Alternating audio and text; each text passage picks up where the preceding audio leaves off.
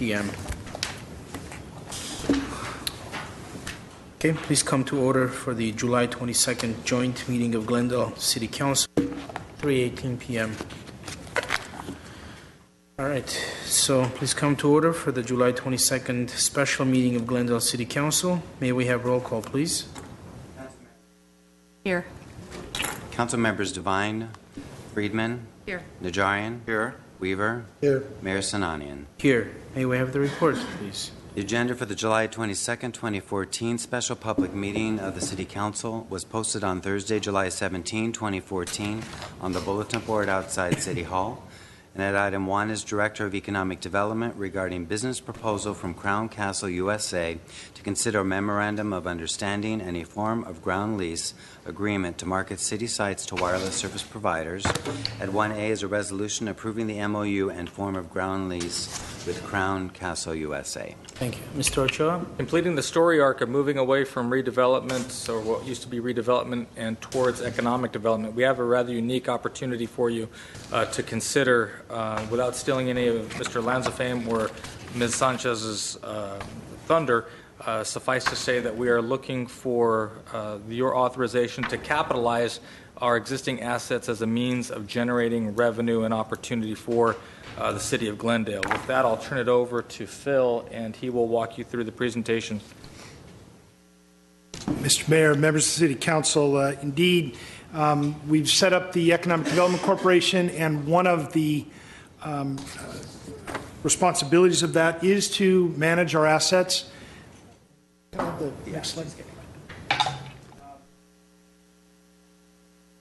We believe that there's opportunities for us to strategically manage the assets that we have, continue the function that they're performing for which we acquired those assets, and then do something more to further maximize the value. Crown approached the city with a very unique opportunity, and it's a proposal to proactively market and manage leases of wireless providers on public property. And when I say actively market, we're going to get into it. That's really the key for us here. As we were talking, this is a new and unique opportunity for both of us.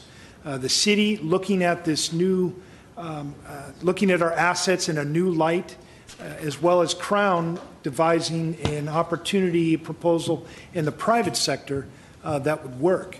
It's an innovative approach that allows us to control what happens with our sites while we still provide services, which in fact is our objective. We want to provide improved wireless service to the community and generate revenue, that additional maximization of value. What we're doing with this concept is we're proactively directing the service providers to places that we want them to go, as opposed to passively reacting to those sites that they say we need a tower. So it'll give us an opportunity to do a bit of a study, find out where these wireless infrastructure is needed, what properties we have that we can go out and market, and then do that proactively. For the business terms of that, I'm going to turn it over to Darlene Sanchez, and she can walk you through those terms and some of that concept.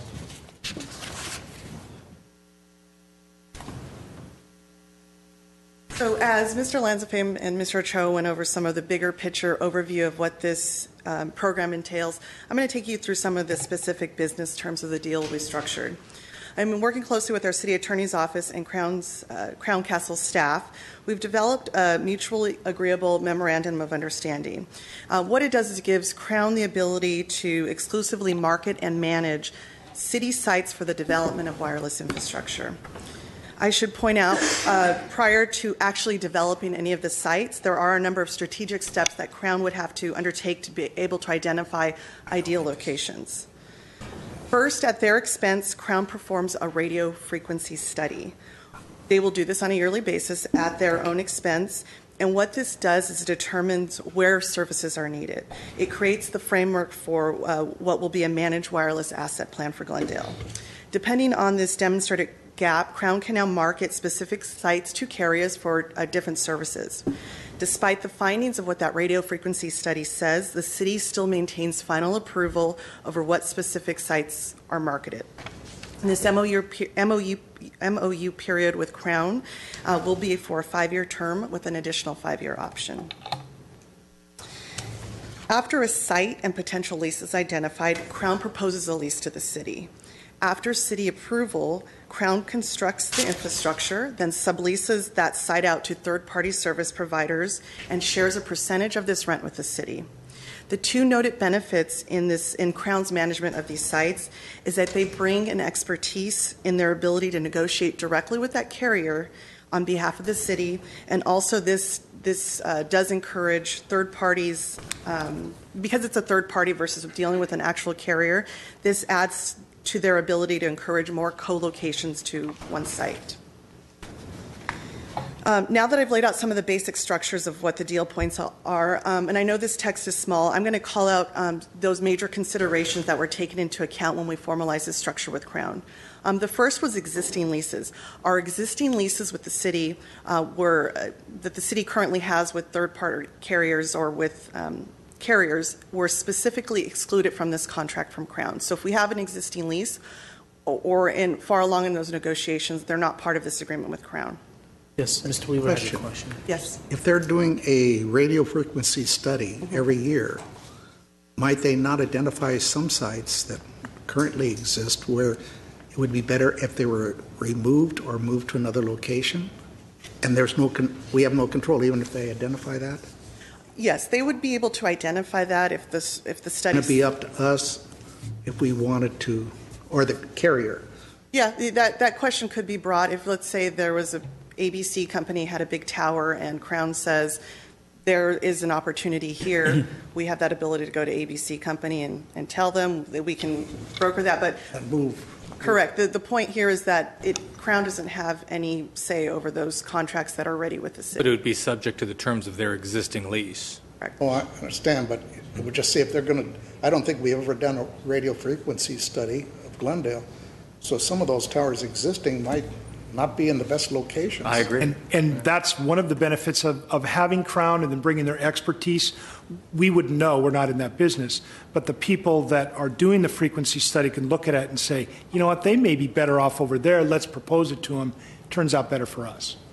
That's what I'll make sure. Another area we specifically studied was providing the service in-house.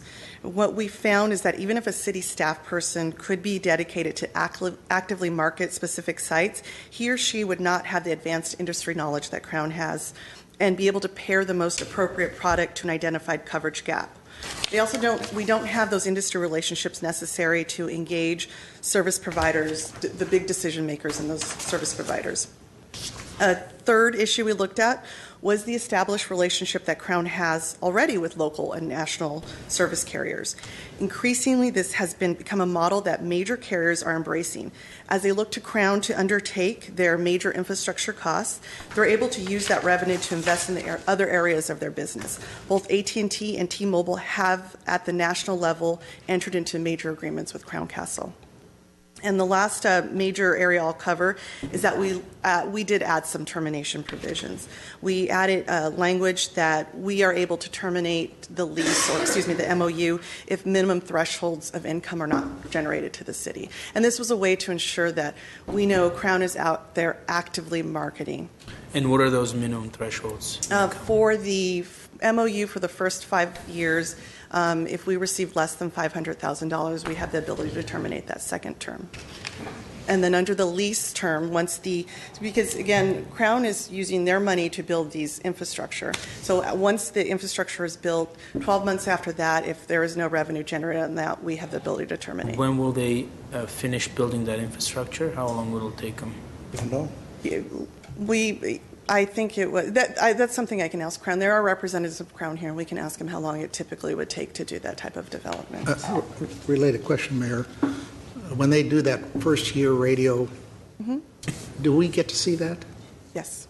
It'd be interesting to see what areas are not covered or underutilized or overutilized. Yeah, and with that, even if Crown was to say this part of the city would really benefit from this type of service, this will still be brought to the council, and you still have the ability to say, we agree that it needs service, but there are some other issues we need to take into account, and we don't agree that we want to market those sites. So Please. I just want to make sure that the city has the jurisdiction of where the sites are? Yes. We still have that? Okay. The idea here is to preempt and preclude the scattershot nature that some providers would use, and just saying, well, we need it, we're going to go plop it here, and federal and state regulation would preempt. So if we have a better, smarter way to market it on locations that we feel are more conducive to neighborhoods and to business districts, we're getting there firstest with the mostest. And if there is no to the mayor's question, I think if there is no activity on Crown's part, because either the market isn't there or the cost benefit for the construction of a tower doesn't exist in the appropriate ratios, well, then ultimately we get out of this relationship after a period of time, albeit with a study that we can then take to one of Crown's competitors. No disrespect to the Crown guys, but at the end of the day, we would do that. So just to recap, there are two ways the MOU can terminate. One is if within 12 months of them erecting the infrastructure, there is no economic activity. That's one way. Is that correct? That would be on the lease. So we have two agreements. So on the MOU, it's a 5-year term, and what that does is that gives Crown the ability to go out and say that right now we're assuming that there's a level of underserved market out there that we are just not attracting right now because we're not actively marketing. So within that 5-year term, we're giving Crown the ability to go prove that I can generate this revenue that we think we can.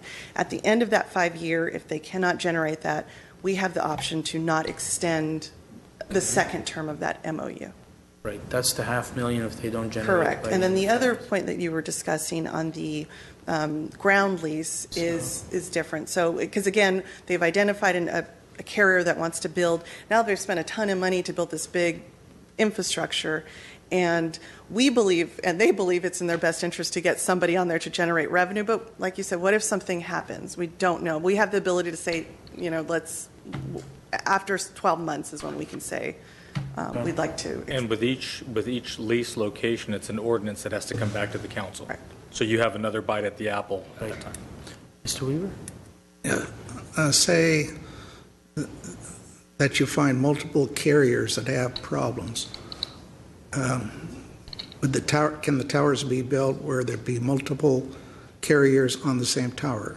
Yeah, that's one of the benefits to having this, right? I mean, no disrespect to the carriers, they do not have it is not their desire to go actively market to their competitors. By going through a third party like Crown, it is in their best interest to get as many carriers on one location as possible because they're only spending that dollar once to build one site. The reason I bring it up, in Glen Oaks Canyon, there's a T-Mobile tower next to the 2 freeway that used to look like a tree. Now it looks like a deciduous tree. There's no limbs, nothing on it. But I can get service at the house because it's T-Mobile. My wife cannot get it. She's on another carrier. So that's why I asked the question.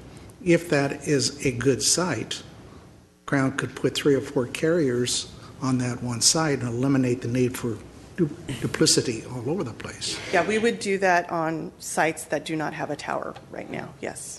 Good. And as you may recall from Mr. Lanzafame's comments, this was an unsolicited proposal brought to Glendale from Crown. And we both saw this as a new venture to craft a completely new opportunity. Yet that doesn't mean that we did not go and look at what other possible wireless developers do in the market to determine if we get that same level of service. Indeed, the City Council had directed us to make sure that we had scoured the industry to see who else could provide this level of service.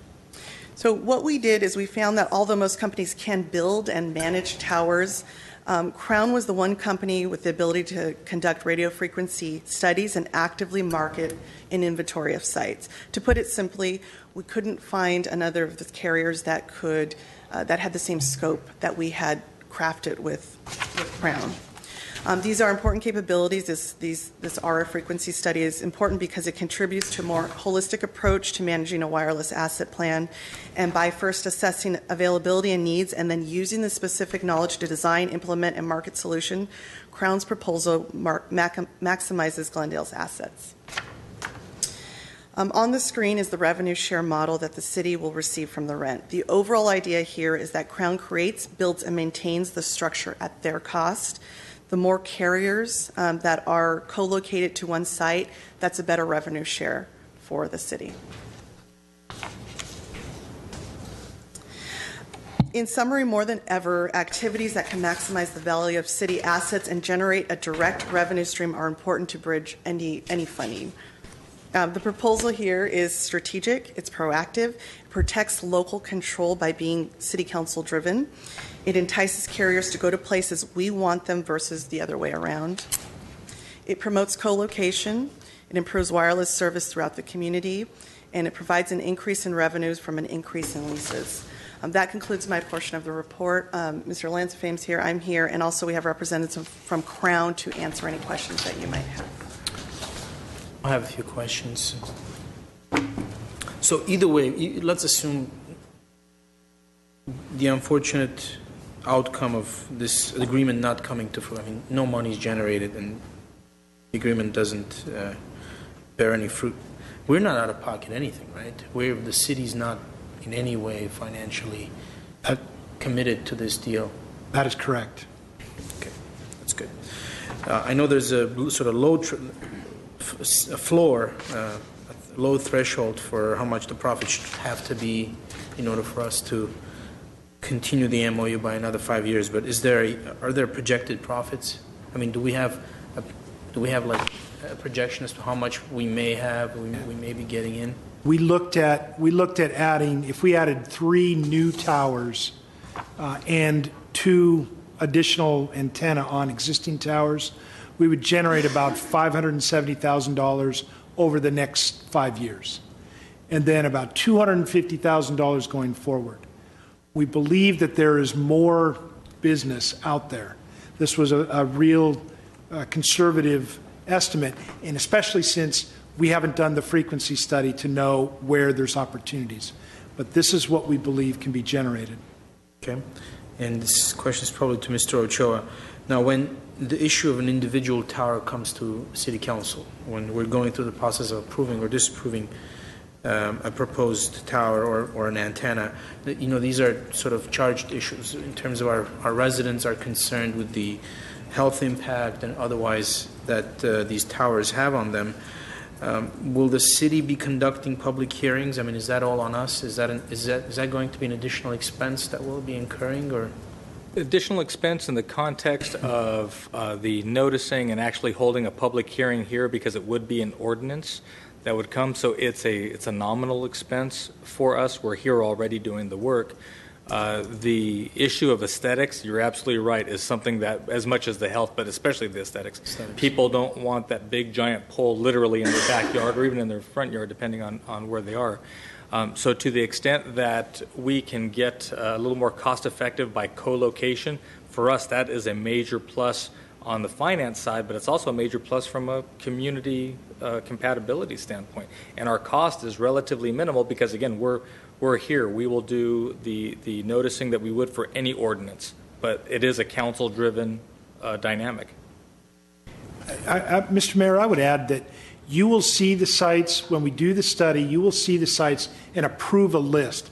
So 5 of you, just generally what you know about the city, you can say, yeah, to that one, no, I know that neighborhood is not going to want anything close. That's a great point. That's something that was stressed with the Crown Council folks, that you may have a location in town that, based on the technology and infrastructure that's available today, boy, it really needs to have some level of service, but the council believes that is not a good location. The epicenter of Adams Square is not a good place for a tower, and it comes off the list. You have that type of discretion and control. So they're not marketing that.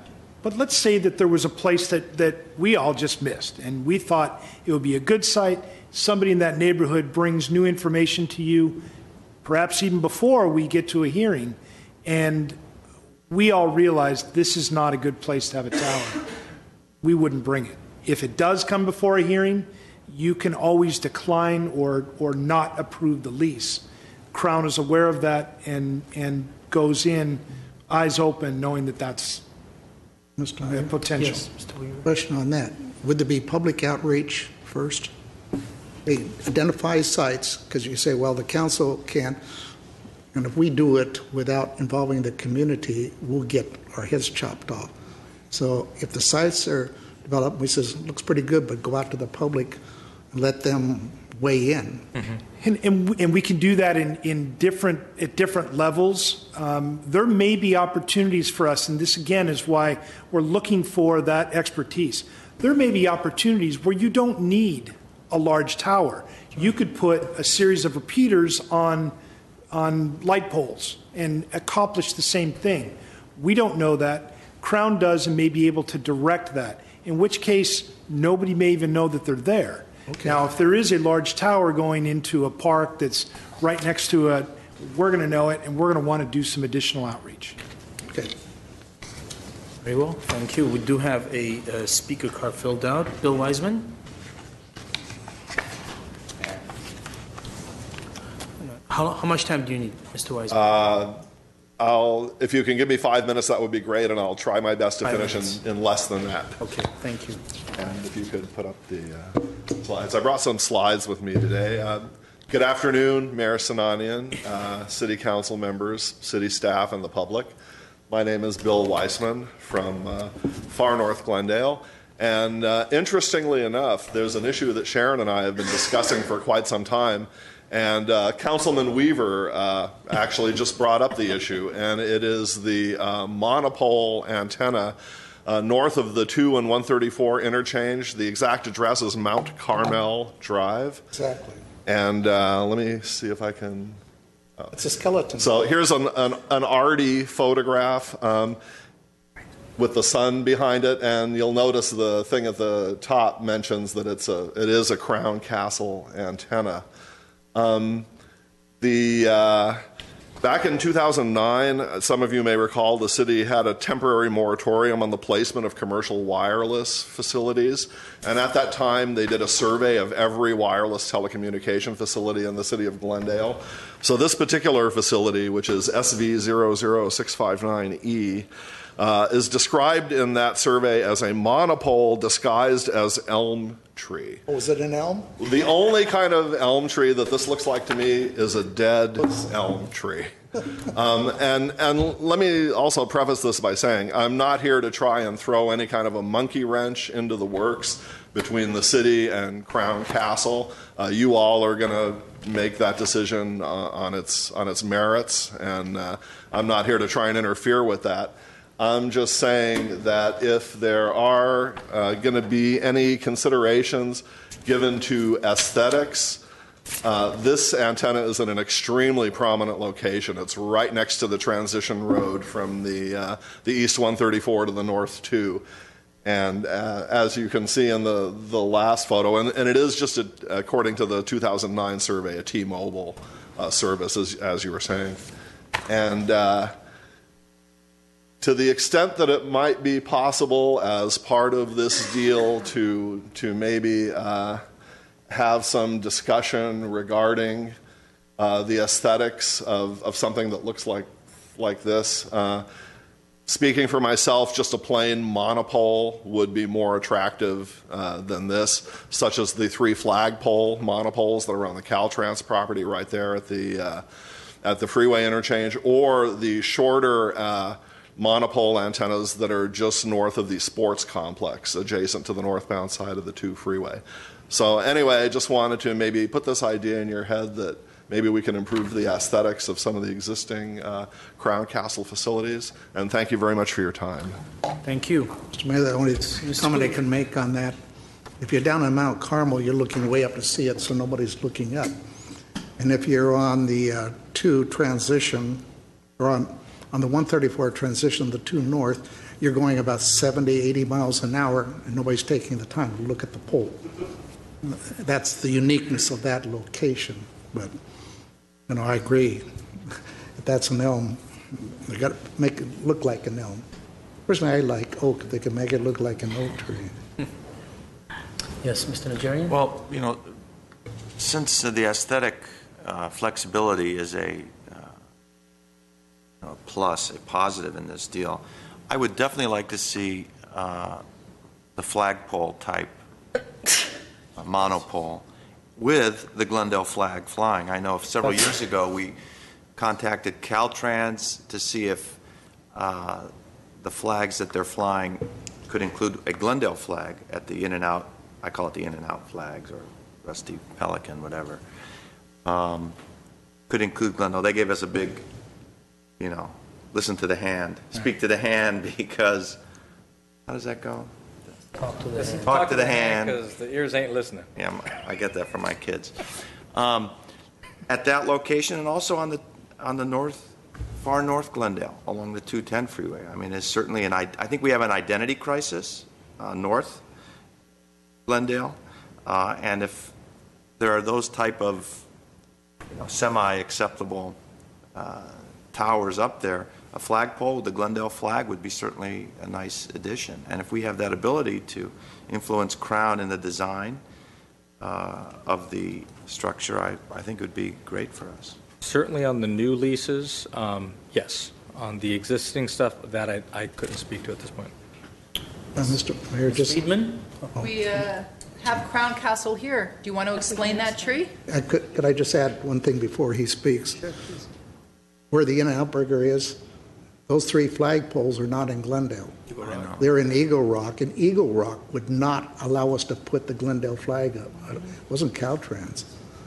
Amazing. We'll get them. It's really on our side of the coin, but no. Eagle Rock, no way. We'll put ours up. Okay. Mr. Mayor and members of the City Council, thank you for hearing our proposal, and staff, thank you for putting everything together so nicely. We appreciate that. With regards to the tower that was put up there, that's a tower that we purchased recently from T-Mobile, and I will look into that site and make sure that it meets with the original design criteria that was approved. How about making it a flagpole with the Glendale flag on it instead of fake tree? I can bring that up. I can bring that up with them. I'm not sure exactly how that site was approved or the specifics of the site, but I'll be happy to look into it and present that to the council later on. Perhaps if I can take that point a little further, I understand that you'll look back at how it was approved, what the original parameters were, but let's say the parameters are not meeting the aesthetic requirements of the community. I mean, you heard some ideas, for example, the monopole with nothing but just the pole itself and the antennas, and maybe adding a flag on top of it.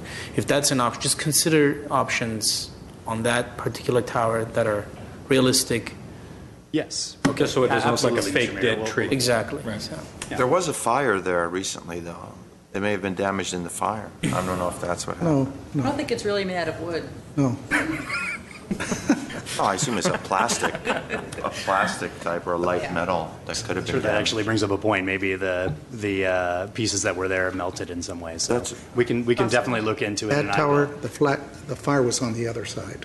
Oh, okay. So, yes. How exactly Right. does that work, the design of these? Do we have a say in that, or do you have choices, or is that our decision? It's anticipated by the contract that the City Council has ultimate say in how it's designed and where it's placed. Okay. And I think we probably get back to the future on that, where at one point it probably made a lot of sense to a lot of folks that, hey, we should really mask these as trees, not necessarily thinking ahead to what it would look like when all the leaves broke off, as opposed to just being a straight, clean pole or a flagpole or something that is a little more contemporary, long-lasting. Mr. Mayor, Yes. don't move that T-Mobile tower. I want to leave that one there. We'll But- point it towards your house. Because we're a hilly city, as you know, both Chevy Chase and Glen Oaks Canyon, it's a hard area to get your signal into, so that looks like a key site to have multiple carriers on it. The other thing is the equipment evolved over time that is smaller, more compact than when they were first put in. Is the technology improved? The technologies are evolving. But that hasn't changed really what the aesthetics require. The antennas, in fact, are getting larger and more plentiful. Really? Yeah. In some cases, though, we are putting in small cell applications, and it's been mentioned before, light standards and utility poles are used, and smaller antennas are placed on Yeah, those. 'cause this was when, a smartphone today, holding your hand, you used to fill a room. Yes, So the technology exactly. is, Yeah, that part of the technology is moving faster than the cell site development is. And that's where we find our rub today. Mhm. Okay, well, yes. Ms. Another Devine. question.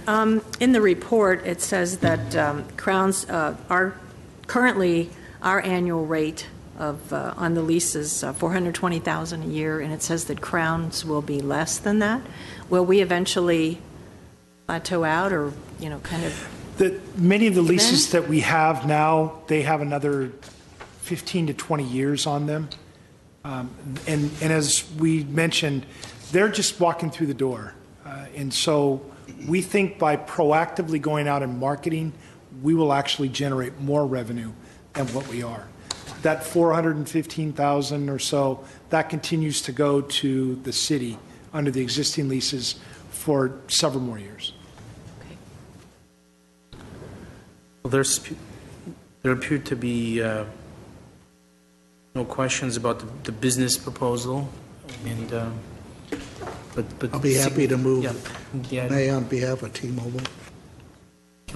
We have a second. The roll call, please. Who seconded? I'm sorry. Mr. Najarian did. Council members Devine, Yes. Friedman, Yes. Najarian, Yes. Weaver, Hey, Mayor Sinanian. Yes. Thank you. Thank you very much. I appreciate it. What's next? At item 2 is Director of Community Development regarding a proposed amendment to Title 30 of the GMC 1995 related to the review authority of discretionary permits in the San Fernando Road Corridor Redevelopment Project area. At 2A is a motion initiating amendment to the zoning code to make review processes consistent with non-downtown specific plant properties. And at 2B is motion to maintain the current review process in the San Fernando Road Corridor. Yes, Mr. Ochoa. Recently, City Council had inquired as to why, in the absence of redevelopment, would you continue to serve as the design review body for non-downtown specific plan projects, such as you've seen recently over the last couple of months. And so we have returned to you with the initiation of a process that would amend that in code so that council would retain the design review oversight for DSP, but relinquish it effectively for outside of the DSP and specifically the San Fernando Road Corridor Redevelopment Project area. Mr. Tim Floy, our Deputy Director of Planner, I'm sure has a very, very brief presentation on this, seeing as it was brought forth by council. But if you have any questions, I'm sure Tim will answer them in the course of his presentation. Mr. Ochoa pretty much summarized my staff report. I don't really that's brief enough. need to go over more of that. Maybe show the map. The proposed new process is just a transfer to the design review board, and variances would be heard by the planning hearing officer, as in the rest of the city. And just as a refresher, this is the northern portion of the San Fernando Road corridor. This is the southern portion. Cut off at the top, you can see just as the finger extends on Broadway, similar to the finger on Colorado. So today's vote would be just to initiate the process. We would take any necessary code amendments to the Planning Commission. They would make a recommendation, and we would bring it back to the City Council for your final review and up or down vote. Yes, Mr. Najarian. We talked about this several times as we struggled through some other projects. There are several components in the authority that would be removed from the council. So one is the actual design review, color, scale, massing, compatibility. I'm not sure if that's a criteria. But we talk about variances. There's parking exceptions, variances, exceptions. Is it suggested that those would go to a hearing officer for approval? Planning Commission, right? No, Like everything else. Yeah, yes. Right now, they're approved either by the director or by a hearing officer. So we would have them be consistent with how they are in the rest of the city. I mean, ouch, because let's say someone comes in and they want parking exceptions, or they want exceptions to the height or to the setback, things that some of us on the council have a large passion for. That would just be heard by a hearing officer? And then we say, oh, well, because it's not formulated yet, the proposal before us, but I would hope that that the only issue that council divests itself of is the design component, not issues regarding variances, setbacks, parking, density, all those other good things that we really get into up here. We don't really, it's a rare situation where we talk about the color palette and the materials and the window coverings and all that stuff. If that is the desire of the council, we could do that. However, it would really go against the whole idea. One of the reasons we moved the review authority to the council to begin with, at the time that the redevelopment agency existed, was to streamline the process and to be able to bundle some of these different types of things so people would really have a process that they could count on, that they could go, and if necessary, we could combine them. By separating certain aspects of it, to send, for example, design review to the DRB and then the other discretionary reviews to council, we are really making it less predictable, and we're having two different weights of review authority. The council is a heavyweight review authority as opposed to the design review board. We think it's best to keep them around the same level and be even-handed no matter what. If you wanted to separate them, our recommendation would be to keep everything with the city council and not separate just design review and then bring the variances and other things to council. So San Fernando would match East Colorado, would match the South Anchor, would match other areas of town, Montrose, Foothill Boulevard. But if you want to keep it with you and just keep it the way it is, by all means, we can still do that. In fact, that's number B, right? That's option B. Right, that's option B. Okay, so let me give you another alternative. Let's say that a decision is made on design or variance or exceptions or any of those other things.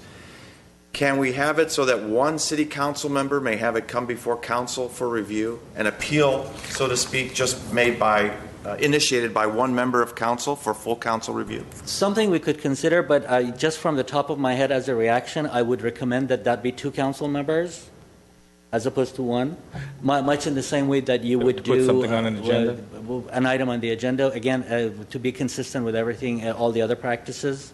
And that there be a certain period of time in which that can be made? That would be the appeal period. But council be notified immediately upon any decisions by the decision-making authority, so you can decide. If that's what you would like us to add in the particular, yes. Can I ask for clarification? Are you saying that it doesn't go, that two members of council could request it, not go, it come right to us, not go to front of DRB? Because I wouldn't want them to have to go to two. I mean, I wouldn't want them to go to DRB and then come to us. I'd rather, if we were going to do that we pull it and say, you know what, we're going to take it out of DRB before. And come. No, I'm not thinking about before the decision is made. Let's say a decision is made and we feel it to be extremely uninformed decision or a bad decision.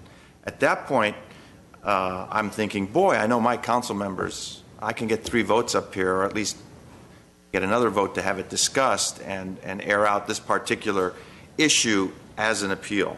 Like a council appeal? Yeah, like a council appeal. Yeah, we could definitely make that a possibility that two council members could appeal a decision to become to the direct, and you always have the option of asking the city manager, and the director already has the authority to appeal a decision at a lower authority, and then you could just ask the city manager to direct me to appeal it. That seems kind of complicated. Can I just say that I understand where you're going with that. I feel like it opens a can of worms, because if we're going to do that for this area, why not the whole city? And then if somebody doesn't like a design review down their block, hey, I don't have to put up to $2,000 to appeal it. I'll just get 2 council members, and all of a sudden we're going to have constituents running to us constantly demanding that we appeal things instead of them. I think it's really dangerous. I'd rather we either do this or don't do it. And to tell you the truth, I asked for this to bring forward. I don't have a very strong opinion. I don't mind if it stays with us. I just feel like now that it's no longer a redevelopment area, why are we treating it differently than the rest of the city? Why not just let it, and I know it is kind of a special area, but why not let it be just like every other area that's outside of the DSP and function the way the rest of the city does? I mean, that's option A. And I must say that if our record is any indication, the hearing officers tend to be even more restrictive sometimes than the Planning Commission, because the hearing officer's decision goes to the Planning Commission, and as in the item that's before you tonight that we are requesting to continue, that decision was denied by the hearing officer and then reversed by the Planning Commission with conditions. So our hearing officers have a good track record of being extremely serious about implementing the zoning code properly. And like I said, I don't have a really strong feeling. I mean, I do think that the San Fernando corridor, it's sort of a special area. It's an area that I've taken a particular interest in over the years. So I don't mind seeing these projects. But I also kind of feel like now it really isn't its own little area anymore, because it's not a redevelopment area. So why is it being treated differently? Why, if I'm a property owner there, I'd kind of say, well, why can't I follow the same procedure as every other place in the city, because I'm not a redevelopment area anymore? And I just want to say to Mr. Najarian, I think in concept, your idea makes a lot of sense. I think practically, I can see every neighbor who doesn't like a project now lobbying every council member constantly for us to appeal it so they don't have to pay the money to do it. And if we're doing it for this area, why don't we do it for the whole city? And can you imagine if every hearing that goes, because there's always someone who doesn't like it, right? There's always someone against it. If the person just feels that they can get 2 of us to, we're going to be having hearings all the time here, and if we don't, we're going to be yelled at by constituents constantly for not appealing a project that they don't like. And I don't want to be in that position of having to field those calls after every DRB hearing and Planning Commission hearing. If I remember correctly, Councilman Najarian just wanted to have the design review removed from the City Council, correct? If that was your right. Yes. The aesthetic component of this right. process. Yeah. And now it's this seems like really complicating the whole issue, putting all of these everything together and having 2 council members, appeal, and I'd like to just kind of simplify it, either do it one way or the other. That would be our recommendation. Yeah. And the current, and just so we're clear, the status quo is that it all comes to council. Yes, well, not everything. Actually, Mr. Foy was explaining some things are under the director or directors are designated, and that is right now in the San Fernando Road corridor and in the downtown specific plan area. There are certain things that are happening at the staff level, the staff that I have designated that have the review authority up for projects of up to a certain level. Beyond that, everything comes to you. What if it's just a DRB and there's no variance requested? We could make those go to DRB and not come to us. Right? I mean, if it's just a strict, if a property comes in and they're just having design review, because right now those come to us.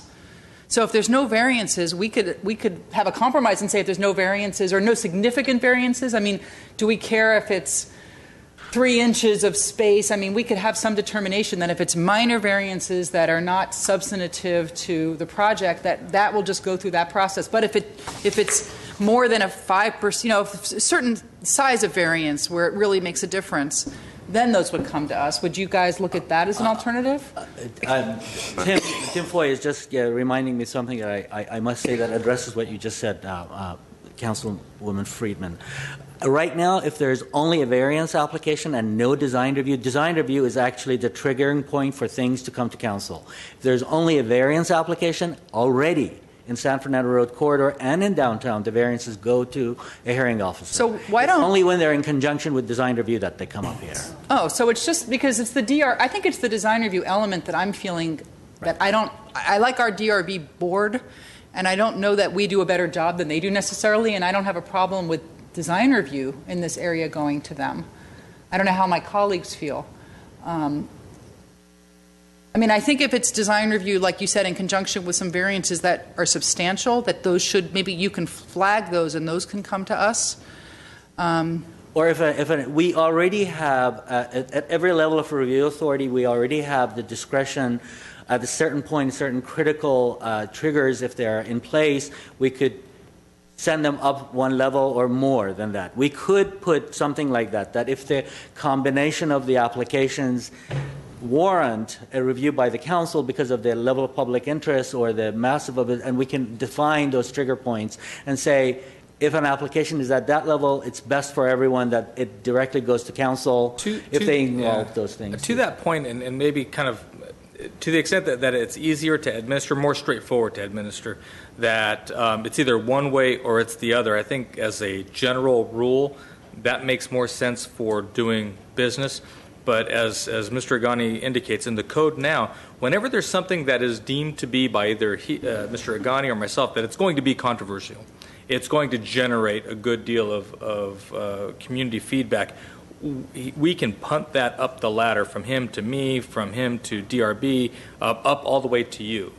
And so to the extent that we don't want to redo the same process twice, when we have a project like that, as you get briefed by constituents, as you hear about these issues as they come up, we generally get a pretty good idea that this is something the council is going to want to hear, and we can move it before you. And you know, that's not a strict assurance to Mr. Najarian's point, but it's the way that we operate today in other contexts, and I think we do a pretty good job with that. So it seems to me that either we would keep it the way it is, which is fine. That works very well for us, or we can say, no, outside of the DSP, we'll do it through the normal order of business as being outlined here, understanding that, like other areas of town, if something comes up that is going to generate a good deal of community feedback and controversy, we're going to bring it back in front of you. We always reserve the right to punt it to the city council. I would look to do that just so we don't have to redo that process and create more angst in the community than absolutely necessary. I just feel like if someone's doing something simple in the San Fernando area and they just want design review, why did they need to come to us? We have a design review board for that. That's sort of my feeling. What was that one at the corner that we had a very rigorous discussion on across from the triangle? The historic building. What was it called? There's a name. The link. The link. Right. Yeah. I don't think he needed variances. That was a design issue, wasn't it? And that one is a great example of that's something especially charged with the historic preservation aspect of it. Where you would have kicked that right here to you. Yes. We would have kicked that one out. Say now. What we see in the San Fernando corridor especially is a lot of functionally obsolete buildings that maybe are underparked as they go from a warehouse to manufacturing back to warehouse to a little bit of office with the warehouse, and they aren't matching up with all the modern parking because it was built 50 years ago, and we don't want to be punitive to the businesses that are there, and so those are sometimes decisions that can happen at a staff level. I wouldn't anticipate bringing those to you. I would anticipate bringing significant changes of use to you, or significant parking reductions or changes to you. I could tell you that of the projects that you have seen in the more recent times on San Fernando Road, if we had this threshold in the past, we would have definitely sent Tropico to the council, because anything that involves any level of policy decision, staff would not want to be the decision maker. Right. And that one requires a policy decision making at the side of the council. The Link project, because it also, I think the important aspect is policy. The second we think it's got policy implications, we would automatically push them to the council. The condominiums on Pacific probably would have been as close to a judgment call as I can come to. Right. That would be something right on the edge of that San Fernando corridor in an interface kind of neighborhood. I could see us probably moving forward at a staff level with that. Broadway Pacific, on the other hand, where it's a very significant change of use, probably comes back to you. Public storage? Public storage probably would not. I don't think so, because that is something that it's a vacant use, partially contaminated. some degree of controversy from the neighbor to the side about his the sunlight and what have you, I would think that we could do that through our normal course of things. And it was a permitted use. GC3 projects, probably not, unless there was something, if Disney, heaven forbid, were to come back and say they're proposing some major change to the air terminal. We'd bring that back to you because people are going to go nuts over some change to that historic building. The next office building, probably not. Daycare. Their daycare facility. Their daycare facility, probably, because the Rancho residents were pretty up in arms. It's one of those ones where it's good until it isn't, and so to the extent that, especially with limited resources, we don't want to redo the same thing again and again. We would kind of test the waters, be doing a lot of outreach with the public, and then if we couldn't bring some degree of consensus, bring it to the council, because it's ultimately going to get there anyway. Mr. Weaver? I'd like to get the city council out of it. But I tell you, if you mess up one time, I think whatever council sitting here will change the way it's operated and take back the power. And is there any way, when you're doing these, can we get a weekly, a monthly report of which ones that you're handling? And it doesn't have to be a long description, just so we're alerted all these that you're looking at. We could do that, as we used to before. We actually recommended to bring all of the review authority to council a few years back, just because of the level of exposure that those projects were getting. We brought those, including San Fernando Road Corridor. Prior to that, we used to give you a weekly reports on the projects that are under review, and the reports, we would give you a report on the projects that will be coming for review by the Design Review Board and the Planning Commission and the hearing officers. We can reinstate those types of reports so that you could, through the city manager, inquire into whatever we are doing. I've seen all of our HOAs. I'm sorry, but the HOAs now, based on the streamlining process, they signed up, the leaders of those HOAs and others, to any time that application comes across planning's desk, to get an email notification. So they're aware, and many of them, especially because it's convenient, because it's online, are not shy about letting us know, I have concerns about this. I want some of that action. Most definitely. Send them to me too. Would you like us to add you to our email list? Add me, please. We'll actually add all council members to the email list, by all means. But just to know, because we may know something you don't know. It might be in our neck of the woods. Oh, no, we have no doubt. And we know that that is the case a lot of times. And sometimes you have a better handle on the community's sentiments about certain things. And that's one of the reasons from the get-go, we said certain projects should go directly to council. Because we know something personal. We can take it to the city manager saying, hey, I know about this one. I think we better look at it. Well, let me ask you this. Do you think that we should just leave it as it is? Is it easier for everybody? Or do you think that it'll help some of the smaller projects just get through faster if we kind of turn them back to DRB? I do believe some of the smaller projects are getting caught up in the system that would be easier for them to go through the DRB. I think if we have the discretion to send the more controversial or perhaps more exotic projects to the council, if we can maintain that discretion, right, I think it'll be better. No, I do think you have a good sense of what those projects are. And, so far. I think, maybe we can, like you said, see them in advance and take a look. But, yeah, because I hate to see these little small things have to come here and sit here until 10 o'clock at night and be at the mercy of us having a busy night, so we push them week after week. Yeah, because we can always change the rules. The sun won't be here forever. You never know who will have next time. Well, the city manager and I are always in communication about every project. The second we have a project discussion, I keep the city manager involved, and that would be the way that it would continue. So, with us getting a list. Any other questions? I'm going to reserve my right to back on that, but I'm taking what you've said in these proposals into consideration. Right. I can't promise a vote one way or the other, but I'd at least be willing to look into the language of. We serve at the council's desire. And yeah, whatever concerns I had are addressed also, and I like the fact that all we're doing is merely bringing this back in compliance with the rest of the city. So really, we're not doing anything extraordinary. We're not treating this area extraordinarily. In fact, we're undoing what we did because of circumstances in the past. So do we have a motion on A? It's on A that we're doing it, right? Yes. I'll move 2A. You have a second? Second. Can we have roll call, please? Council members Devine, Yes. Friedman, Yes. Najarian, Yes. Weaver, Aye. Mayor Sinanian. Yes. And we don't have to affirmatively vote 2B down, right? We just don't have to take a vote on that period. Okay, next item, please.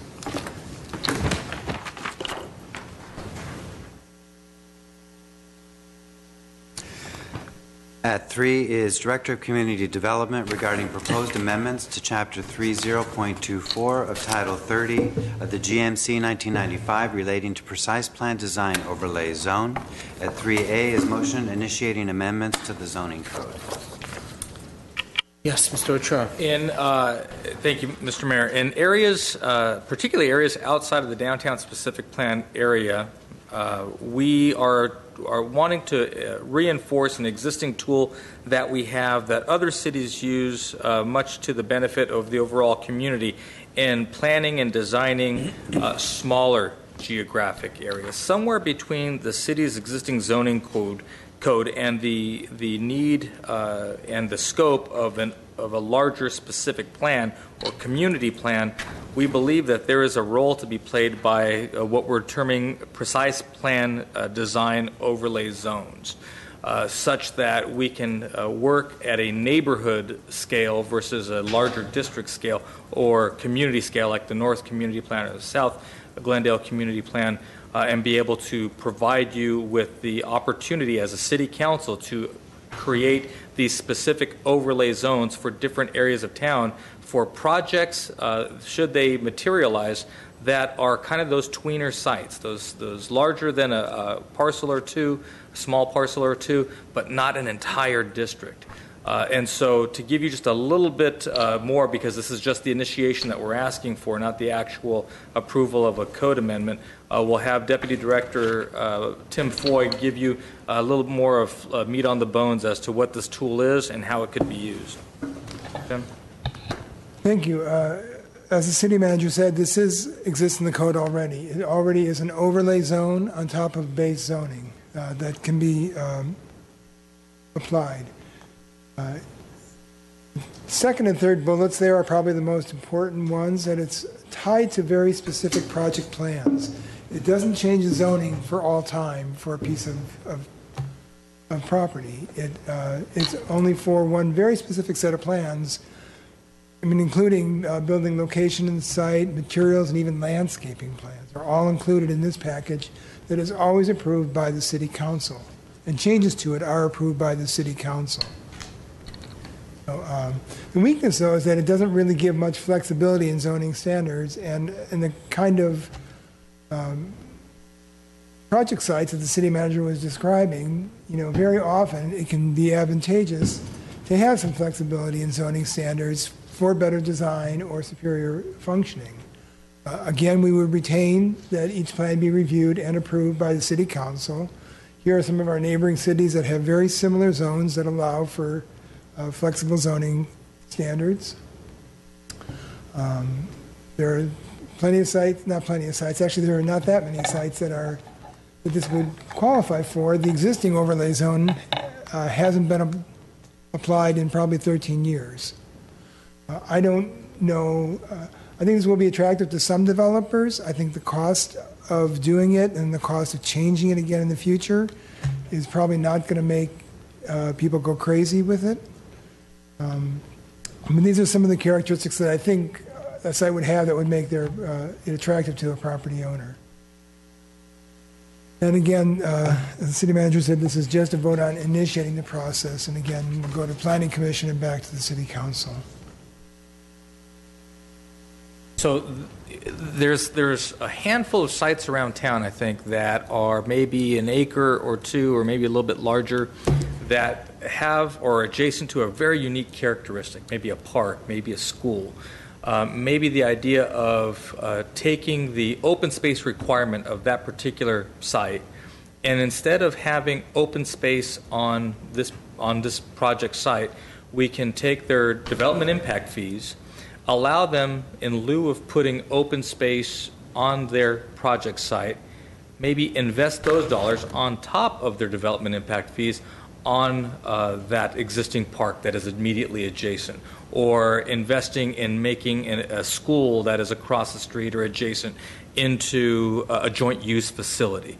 Things that would allow us, again, tailored to the site, tailored to the project submittal, and all that comes before the City Council, that say in exchange for some extraordinary benefit, public benefit, that a project would bring to a neighborhood, we as the City of Glendale are willing to customize elements of our zoning code.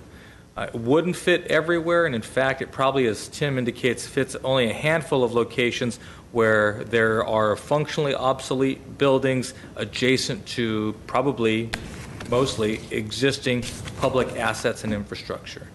There are a handful of those out there, and especially as you see us migrating away from downtown development as that pipeline is drawing up, this is an opportunity for us to customize new investment around the needs of the neighborhood.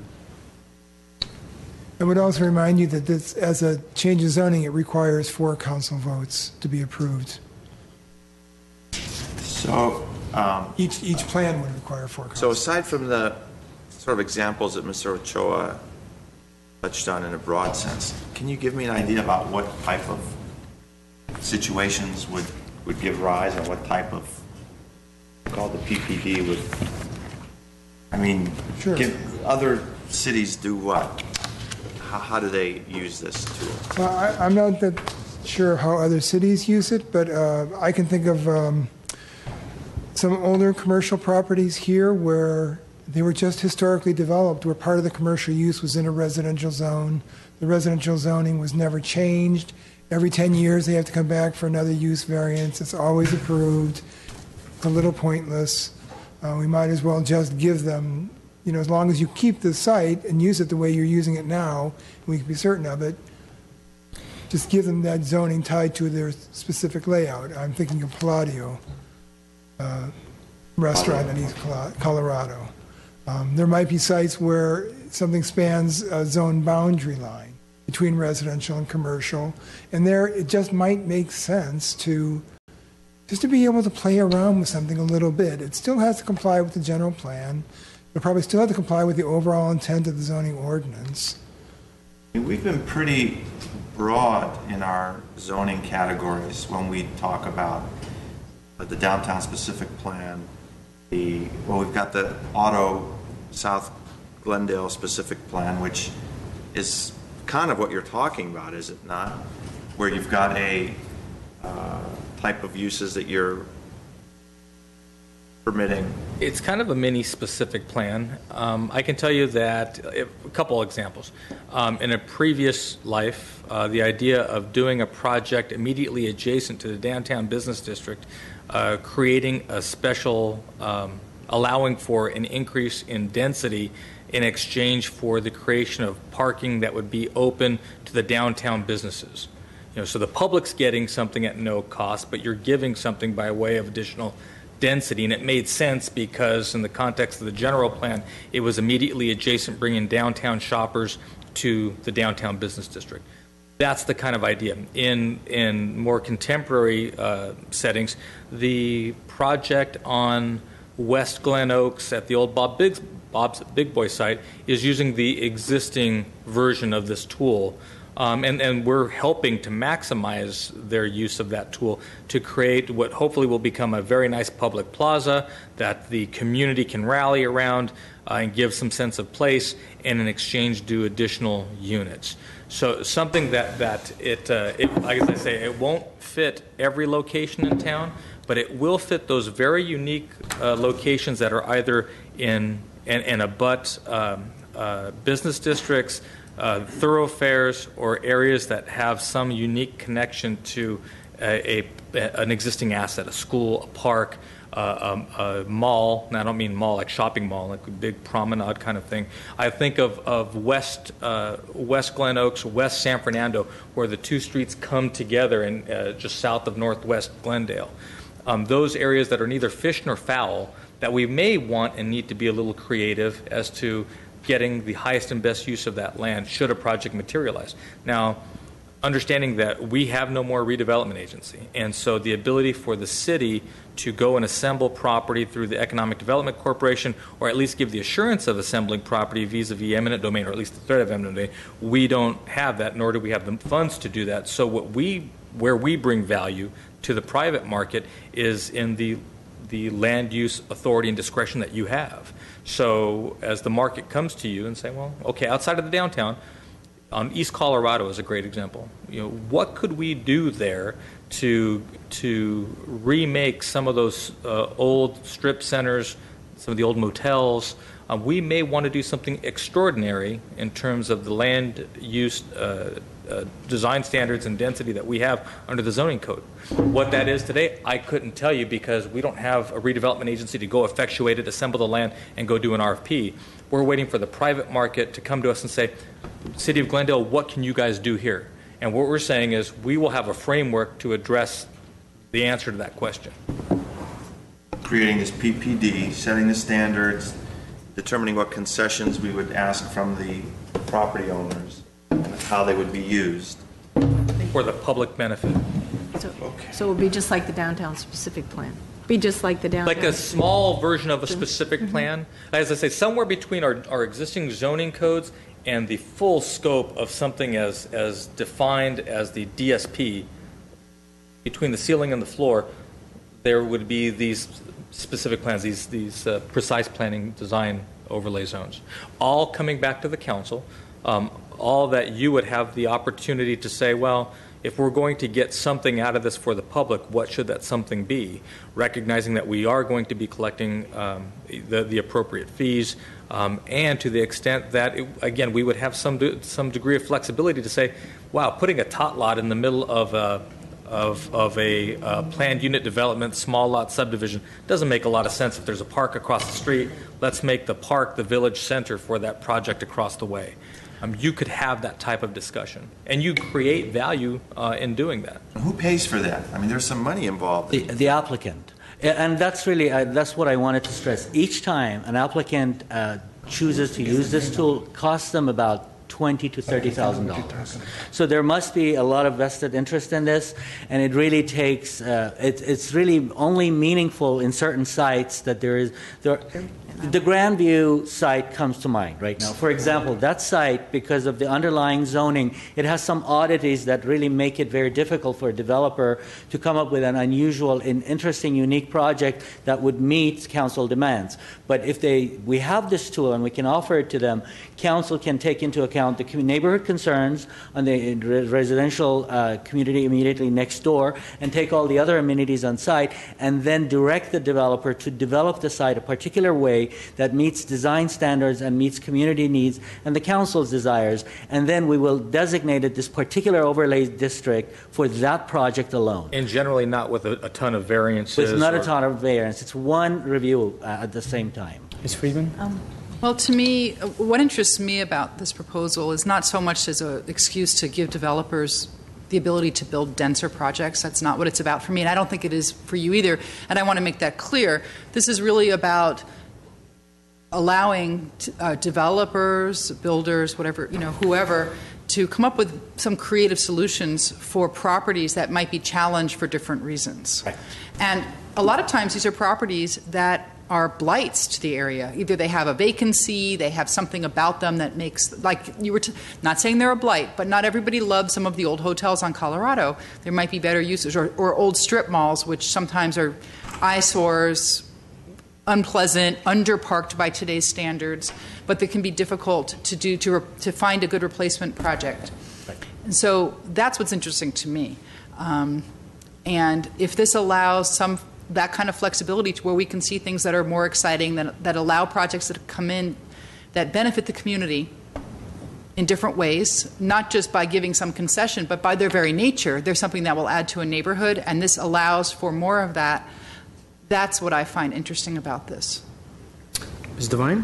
Councilmember Weaver and I can't remember the name of this project, but don't we have just recently a affordable housing project? There were 2 historic homes on the property. Gardens. Pardon? Doran Gardens? Yeah, Doran yeah. Gardens, and they contributed to the gardens.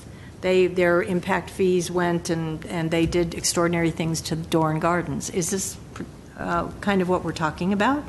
A further interpretation of that. Okay, to another level. Mm-hmm. And I believe your earlier comment about downtown specific plan is a good one. We do not want to give that level of flexibility to a whole zoning area. We thought there are sites within a zone that may enjoy this, may benefit from this, but we didn't want to propose to give all that flexibility in a whole zone. So this way, one project at a time, the council can review and the council can decide. Tied to a specific To a project. specific project. And the other question I have is, what about incentives? You're not going to load this with incentives, correct? Like No. No, and to the extent that you as the council get to see what this PPD would look like, the incentive, such as it is the overall flexibility in the plan design itself. So you could say, wow, that is just, we're not getting enough for the density, we're not getting enough for the value engineered architecture, and you make those determinations in real time. So this is to initiate. To initiate. Amendment, and it'll go through Planning Commission and the council, so we'll have plenty of time to look at the details, see if we like it or not. And examine kind of the bleeding edge of other cities that have done this and maybe the mistakes that they might have made that we would be able to rectify. Yeah, and you might bring in what some of the other cities where they've done it, what they've learned. I'll make a motion on 3A then. Do we have a second? Second. Roll call, please. Council members Devine, yes. Friedman, Yes. Najarian, Yes. Weaver, Aye, Mayor Sinanian. Yes. move we adjourn. Oh, no, now we're closed session. Right. So now we're adjourned at 4:29.